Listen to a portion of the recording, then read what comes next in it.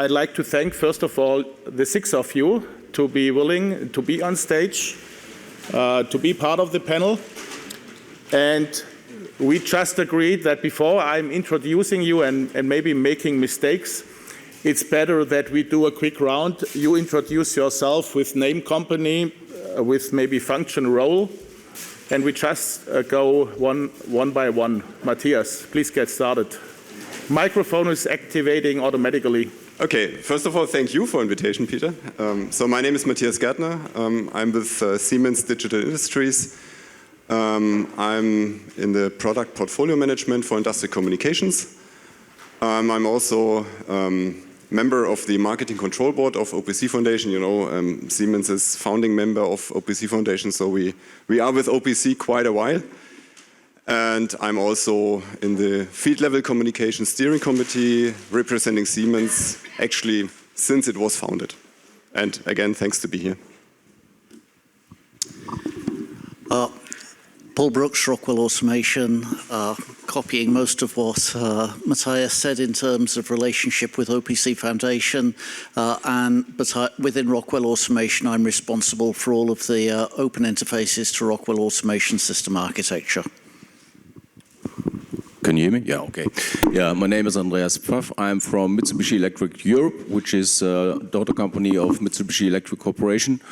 I'm heading factory automation business-related development department here in Germany, and we are active in the field level communications initiative from the beginning, highly active in prototyping and so on. So basically, you could also see in the presentation of Peter before, so we exhibiting one demo on our fair, on our booth on the fair as well.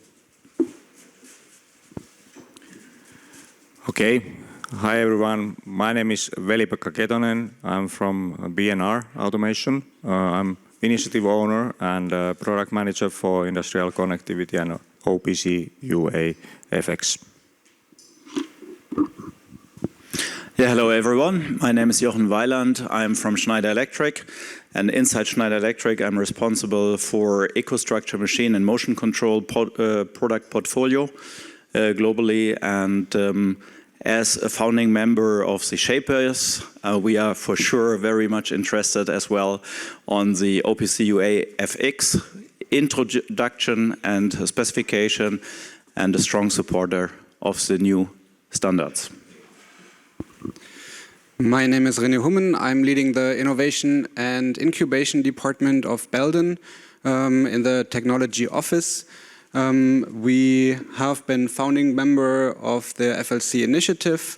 I'm representing the Hirschmann brand of Belden in the steering committee. I am chairing the TSN expert assessment group, and I kicked off and then led through the initial years the networking group of the FLC initiative.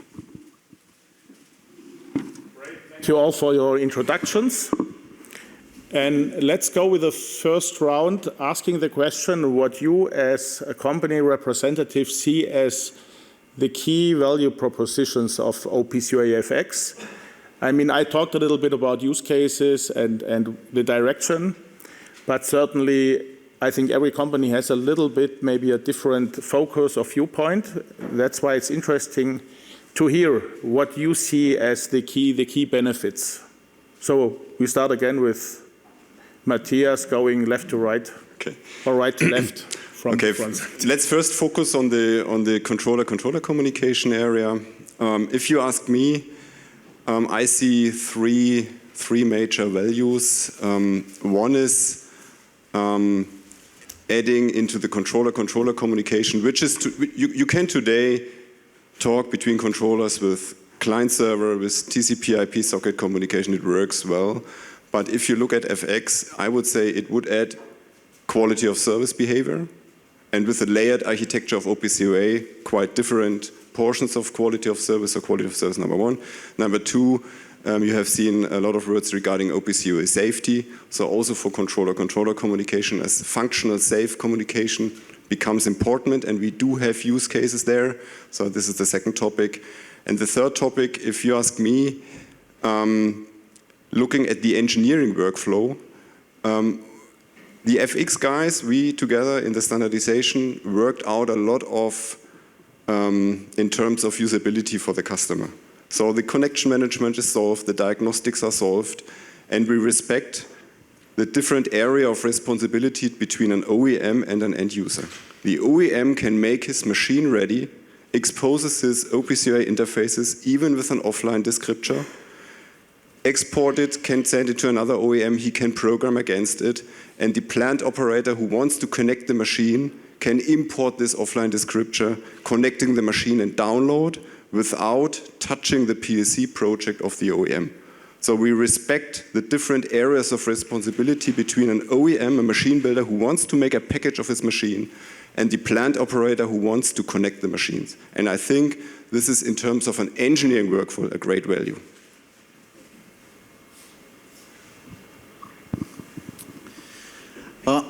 So for me, differentiation is about solving problems that have been difficult to solve in the past.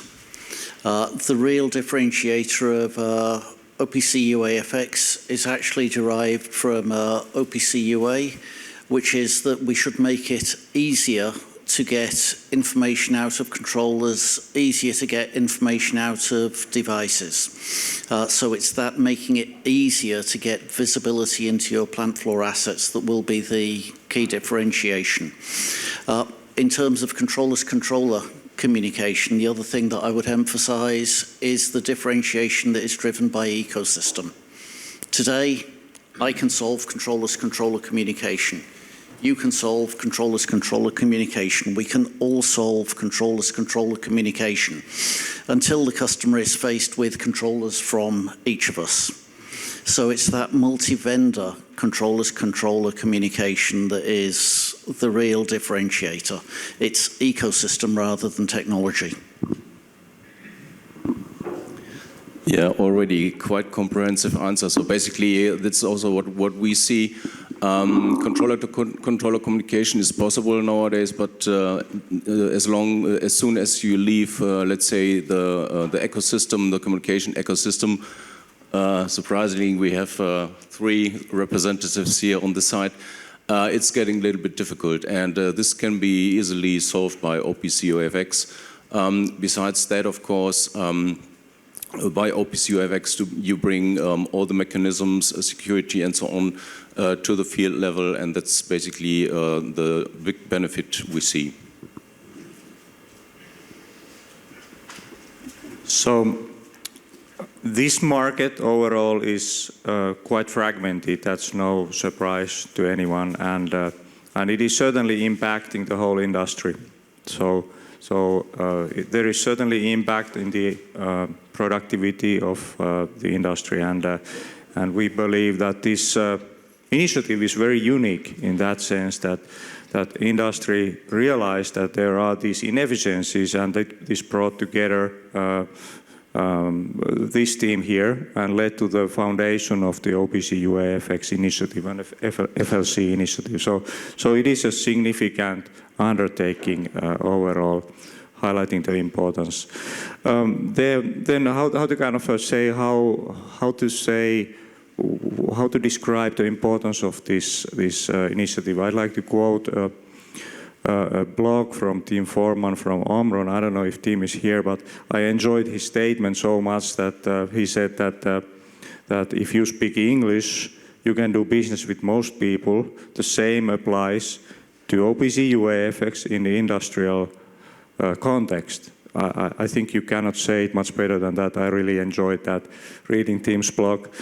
But what comes then to the benefits? So I think there's been a lot of talk about security here, and that is extremely important. This is, I'd say, this initiative and this specification is born secure. It is from day one secure platform, secure technology, very important.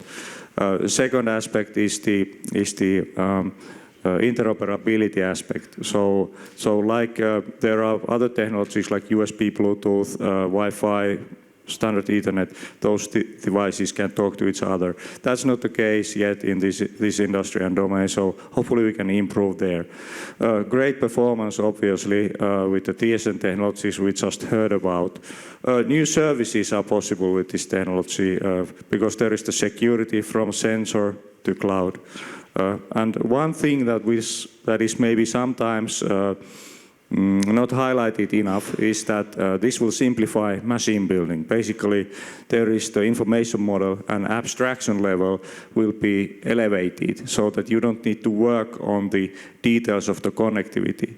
And I think this is very important going forward.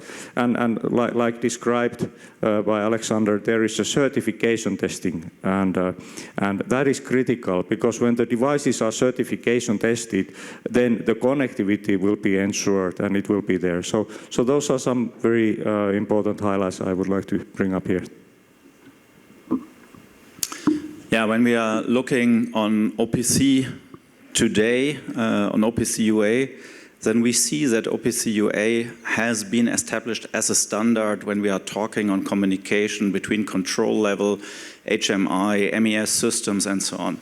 So what is closer than bringing this technology down to the field?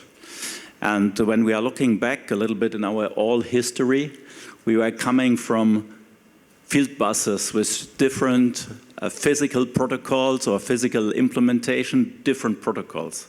We moved to Ethernet as one physical implementation, and we have nearly the same physical implementation, but not really everywhere, with different protocols still.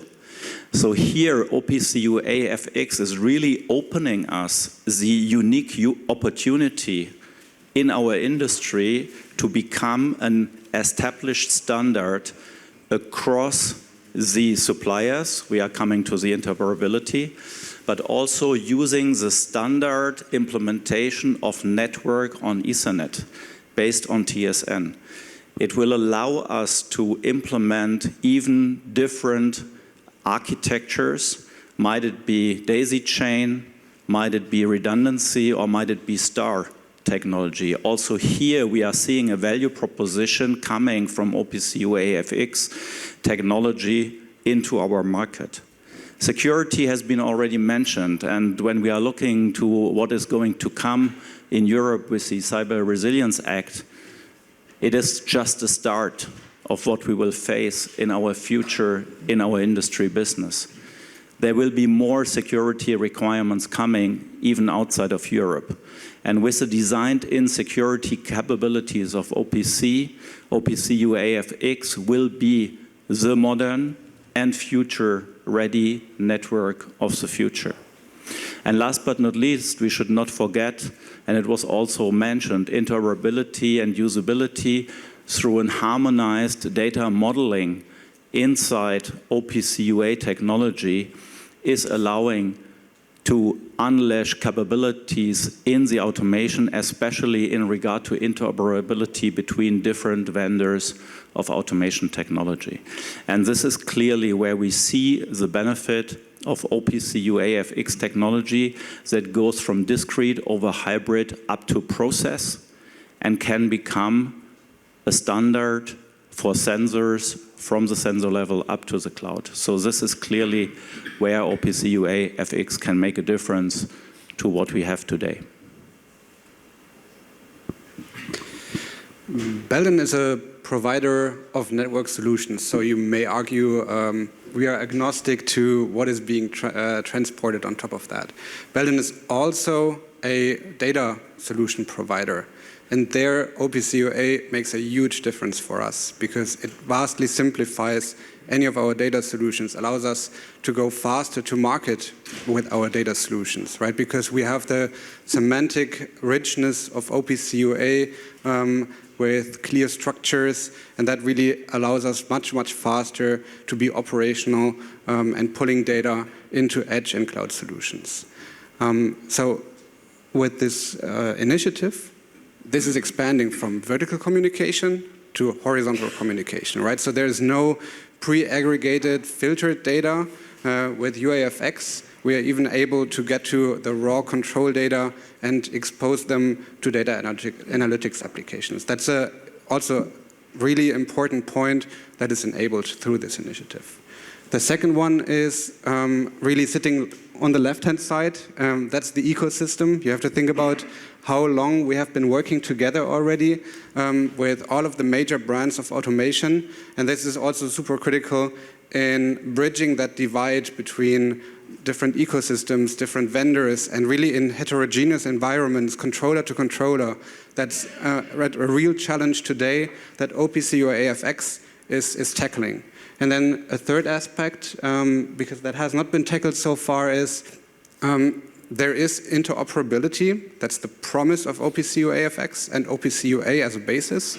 And with conformance and making that mandatory, you're actually getting that interoperability guaranteed. And that's, again, something that OPC UA AFX adds to the table.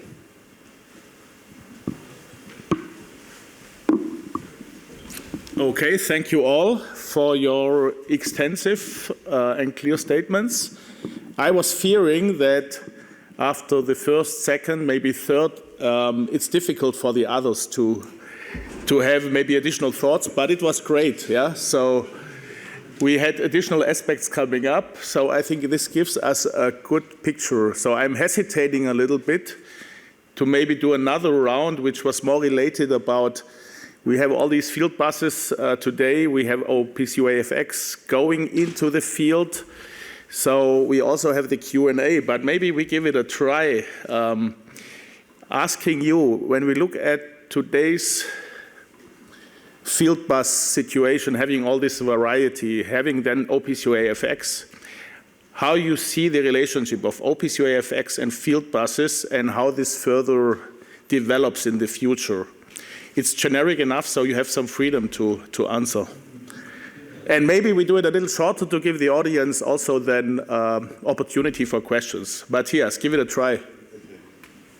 Okay, I mean, if I took now a customer perspective, and I mean, one thing is this interoperability thing that all the who is who of automation players participating. Okay, but if you look from an application point of view, and forgive me the simple words, and I know that field bus are also differentiating among each other. But basically, they are shifting bits and bytes from left to right, from a device to a controller and vice versa. So what kind of customer value brings FX into this perspective? And this basically, and if you listen to Stefan Hoppe's speech, what is the strength of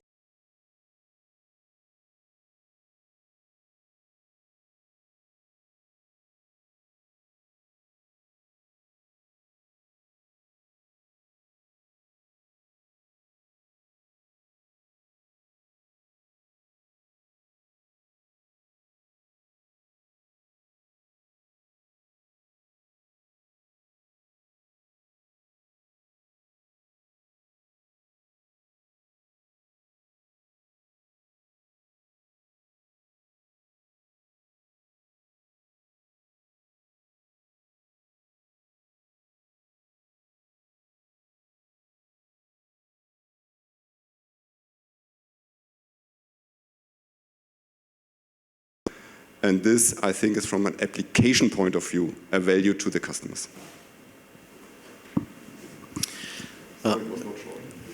Agreeing with everything Matthias said, I'll add one more angle to this. As device vendors, we all know that we have to add services that are valuable to our customers to make those devices more valuable to those customers. OPC UA has the ability to make it easier for software applications to add value to devices at the control layer. It has the potential to make it much easier for that value to be added than the conventional field bus technologies. Yeah, so we also think, and as we could see in the presentations before, we have more and more access from the IT level into the sensor level even, and this can be done by a standardized data model, of course, much easier. So here we see a benefit by OPC UA AFX. Looking to the field buses, We think that somehow OPC UAFX provides some neutral ground, where business can be done without having somehow the constraints of the field buses we have nowadays. And probably there will be also new business models developing, like renting machines or machines pay by use. Nowadays, it would be difficult for a machine builder because he must support different field buses. If, let's say, in the future it would be OPC UAFX one standard, such kind of business models would be much easier. Then a machine builder just has to support OPC UAFX, and even the machine operators can easily pick or rent machines from the market. This somehow the benefits. Yeah, so OPC UAFX has an opportunity here to, I'd say almost like a once in a lifetime or longer opportunity to set a common goal and start migrating towards a common architecture. So I think that's been discussed already. But I'd like to as well highlight the security aspect, and there have been some very good webinars recently from OPC Foundation on the security aspects of OPC, or let's say CRA, and how to address that. And OPC UAFX, of course, relies and is based on the security facilities from OPC UA standard. So it's a great start, great position to be in covering all the needs of the security in this world.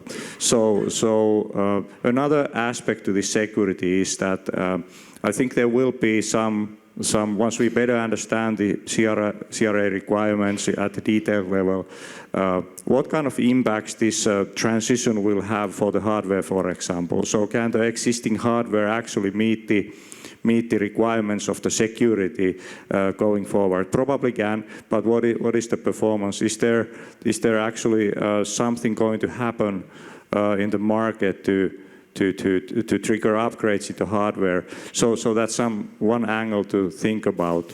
So OPC is in a kind of a good position there, because of course the hardware will be actually pretty new with this as well. So there is a strength that you will get the new hardware powerful enough for fully secure operation. So this is one additional angle I wanted to add.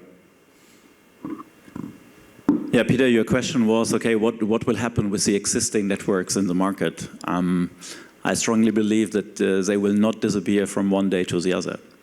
But OPC UAFX has clearly the capability, as it is a truly vendor-independent way of doing communication between controllers and controllers, devices, controllers to cloud, devices to devices, and so on, that this will become the modern future network across all industries, might it be discrete, hybrid, or process. And I think this is also important to understand. It is not just a solution for machine, or not just a solution for process, or not just a solution for hybrid. It is really one network that is capable to cover all the different facets in our industries. And I think that is also a unique value proposition that OPC UAFX can bring to us and to our customers. I want to connect back to what Stefan Hoppe said in the very beginning with it's all about the information model and the semantics. And that's absolutely right. And that is where, for me, OPC UA differentiates itself with UAFX from other field buses. I want to take a networking spin on it and say there is different mappings. So we have, on the one hand, the information model, and then on the other hand, the different mappings to different transport technologies beneath it. So you can do layer 2 communication if you need to go high speed. You can do routed networks if you need to go vertical and go even to the cloud. You have MQTT mappings, again, for similar reasons, right? You can do Ethernet, you can go 5G, you can go Wi-Fi, you can go APL. So there is a lot of flexibility on how you can actually employ that information model, where you can do controller-to-controller communication from a technical transport perspective. And that, again, for me, is a huge differentiator of UAFX. I have to hurry up. I was carefully listening, so thanks for the second round giving insights. Thank you very much. So now it's the time for questions from the audience. There's a question from Melvin, I think. You need a mic? No, you can do it without the mic. Yeah, just speak loudly. Yeah, so everybody knows software as a service. So Industry 4.0 also gives automation as a service can be a concept once everybody are connected. So do you think OPC-UX can be the one which gives automation as a service? Maybe one example like pay-per-use model. So you buy a PLC, but you don't pay it, but you can pay only for the amount of times you're using. Maybe a drive or a robotic arm. So do you think this is a future or this can be a use case? Because this might be a cool thing for university students to attract to the automation. So this is something that I want to ask the panel. Okay, so I'm asking who is the one who likes to address this question? René. Being forward-looking, I think yes, it can. Right? What you need for these kind of as a service models is you need to know. You need to have the telemetry data. You need to know what is used. Maybe if you are having a pressure pump, at which pressure levels. So a lot of information needs to be exchanged, needs to go to the place where you can actually do then the pricing and the charging.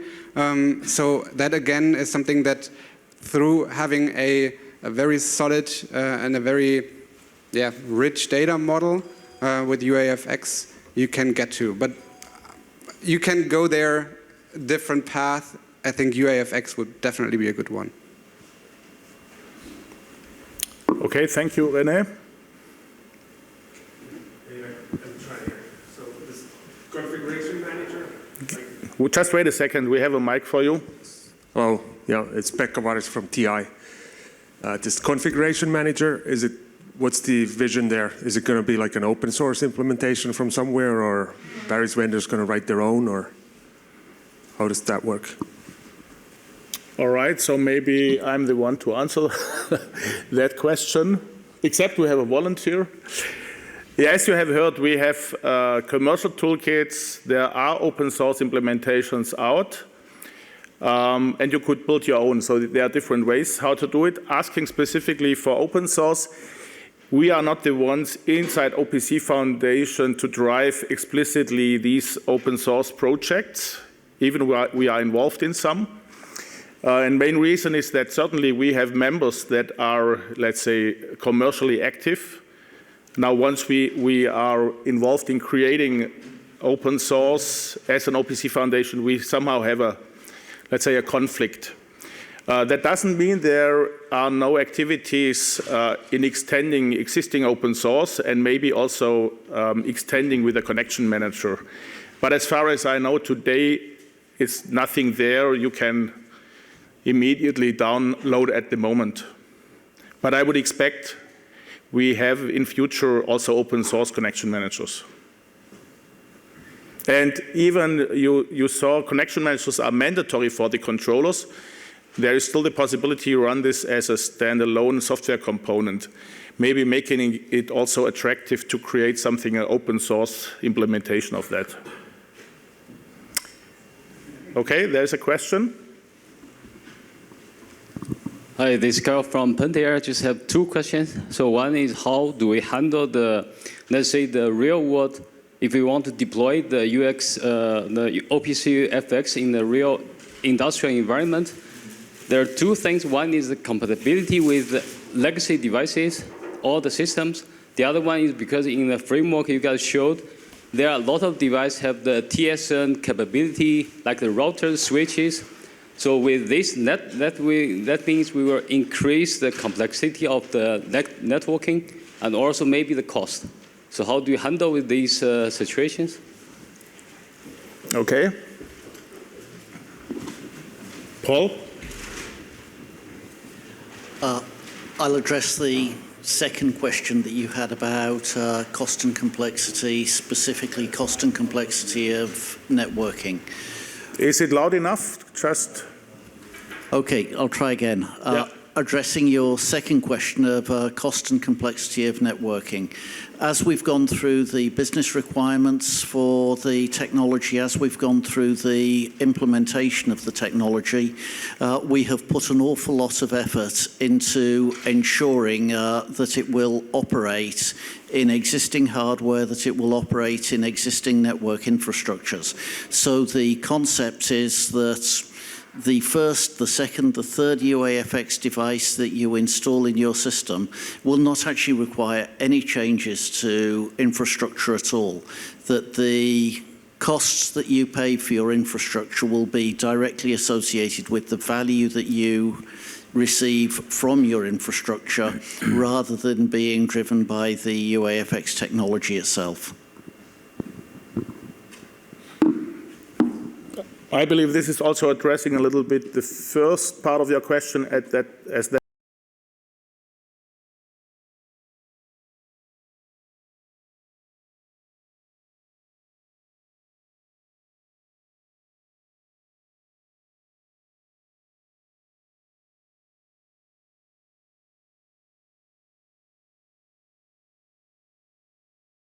Or if you want to implement the OPC UAFX, so what should we do? How should we make that will be compatible with our legacy systems?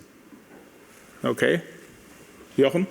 Yeah, I think as we have seen also during the presentation up front, while we have launched, I would say we have the possibility of having coexistence of existing systems with OPC UAFX technology, even on the same physical layer or physical media.